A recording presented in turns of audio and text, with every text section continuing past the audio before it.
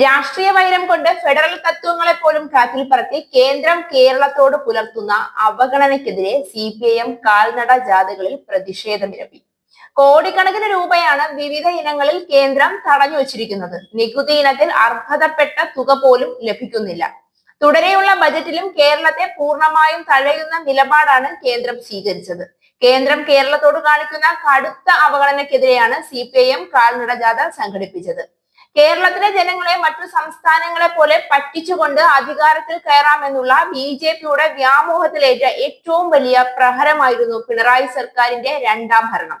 മറ്റ് പല സംസ്ഥാനങ്ങളിലും ഡൽഹിയിൽ ഉൾപ്പെടെ കുതന്ത്രങ്ങളും പണക്കൊഴുപ്പും കൊണ്ട് അധികാരത്തിൽ വരാൻ BJP സർക്കാരിന് കഴിഞ്ഞു. എങ്കിലും കേരളത്തിൽ ഇന്ന് വരെയും BJPക്ക് താമരയുടെ വിത്ത് പോലും മുളപ്പിക്കാൻ കഴിഞ്ഞിട്ടില്ല.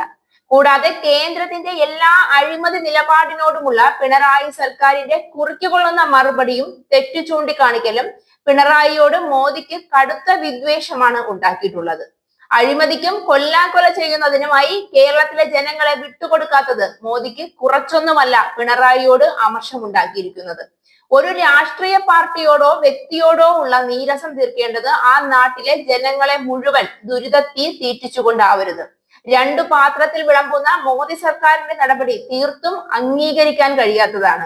ഈ സമീപനത്തിനെതിരെ നാനാ തുറകളിൽ നിന്നുള്ള പ്രതിഷേധം CPIM ജാഥകളിൽ പ്രകടമാണ്. ഓരോ കേന്ദ്രങ്ങളിലും പൊതുജനങ്ങൾ ഉൾപ്പെടെ ആവേശപൂർവ്വം സ്വീകരിക്കുന്നു. 25-ന് രാവിലെ 10-ന് നടക്കുന്ന കട്ടപ്പന ഹെഡ് ഓഫീസ് ഉപരോധത്തിൽ ആയിരങ്ങൾ അണിനിരക്കുമെന്നാണ് അറിയാൻ കഴിയുന്നത്. കട്ടപ്പന ഹെഡ് ഓഫീസിൽ ഉപരോധത്തിന് മുന്നോടിയായുള്ള കട്ടപ്പന ഏരിയ തല പ്രചാരണ കാൽനട ജാഥയ്ക്ക് തുടക്കമായി.